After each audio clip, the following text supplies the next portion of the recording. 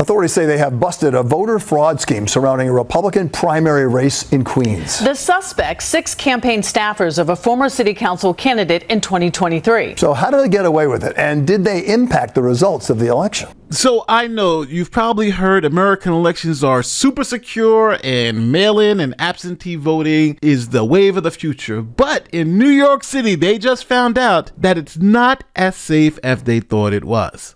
Let's talk about it.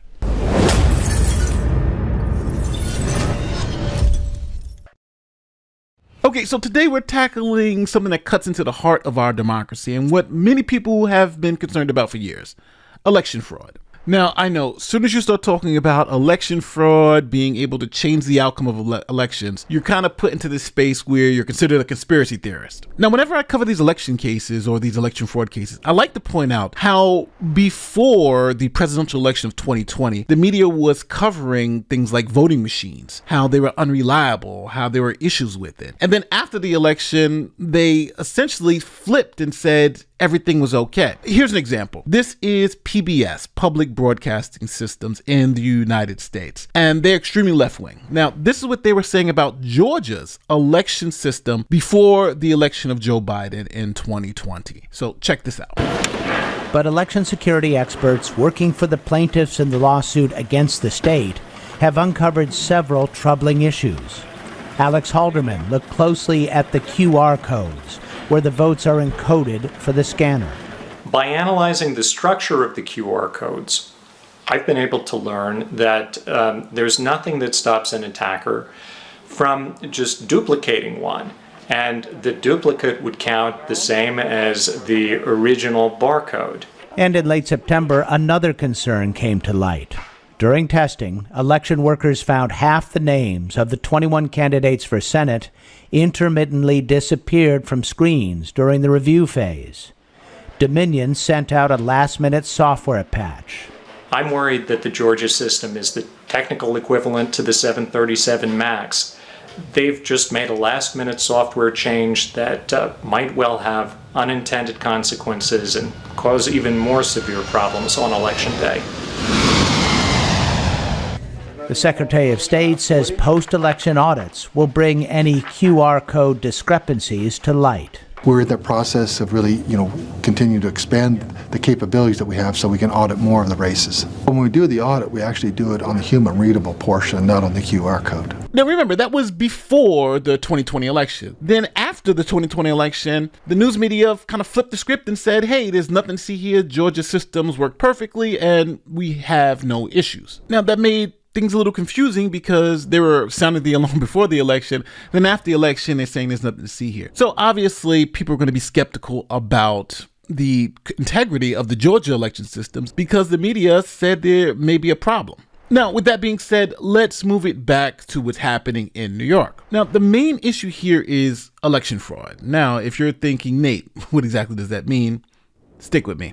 I got you. Election fraud is when someone messes with the election process, usually tampering with votes, changing the outcome. It's a serious crime because it messes with the foundation of our democracy. And in this case, 6 individuals are facing a real long time in prison for doing just that. Okay, so let me take you back to March 2023. Sidney Pai, the daughter and campaign treasurer of James Pai, came up with a scheme to win the election for her father. Now, James Pai was running for a city council seat and had to win his primary to go to the general election. Now, Sidney Pai then recruited 5 other campaign officials, and they came up with a very interesting scheme. Now, the 6 defendants allegedly visited the New York City Board of Elections in Queens, New York. They picked up ballots for voters who purportedly wanted to cast absentee ballots in the June 2023 primary. Now, prosecutors allege that the crew filled out these absentee ballots and submitted them to be counted. Now, Pai's opponent reported to city officials that there was an extremely large amount of absentee ballots this cycle, and they all happened to be favoring James Pai. Normally, you might expect 10% or even 20%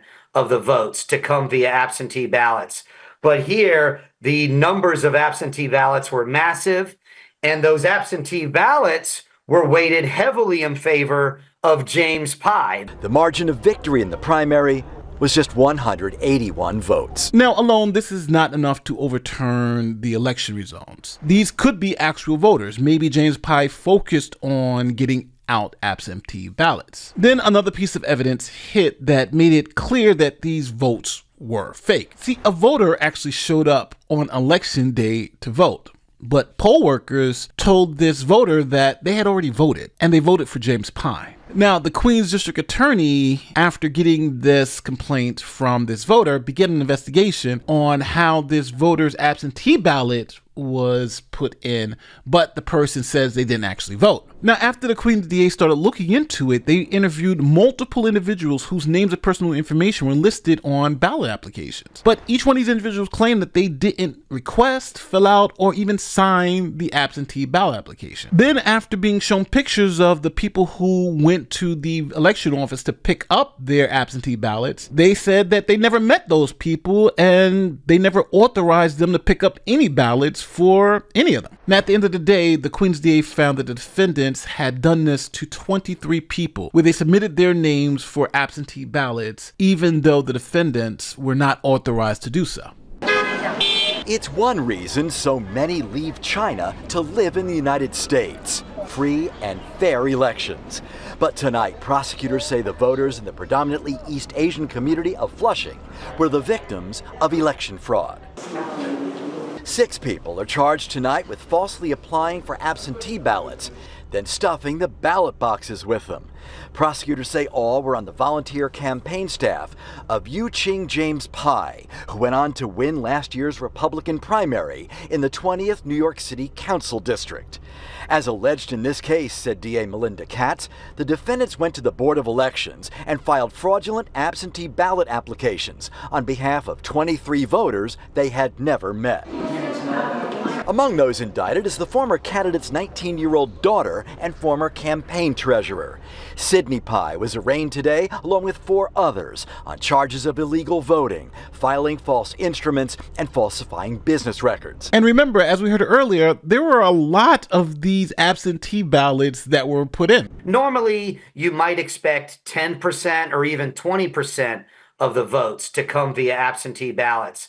But here, the numbers of absentee ballots were massive, and those absentee ballots were weighted heavily in favor of James Pye. The margin of victory in the primary was just 181 votes. So now, this is where things get very, very complicated. See, James Pye's victory in the Republican primary was only 181 votes. Do you think Pye's victory was legitimate? Now, all 6 people were arrested and arraigned in Queens Supreme Court and charged with things like possession of a forged instrument, falsifying business records, and illegally voting. Now, all 6 pleaded not guilty, but if they're convicted, they can spend up to 7 years in prison. Now, the candidate, James Pye, was not charged in this case. Now, at the end of the day, this is a crazy case because this is the horrors that Republicans have been saying over the years with absentee and mail-in voting, right? How do we know that vote is actually legitimate if you can't vet the person who's actually filling out the ballot? And in this case, that's exactly what happened. You had people fraudulently going and picking up absentee ballots, filling it out, and sending it in as if they were the voter. So now, as you can see, New York's mail-in voting system may need to be rehauled to make sure there's some security put in place so this doesn't happen again, because it looks like this election may have been swayed by fake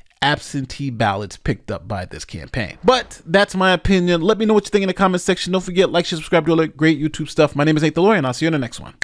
Peace.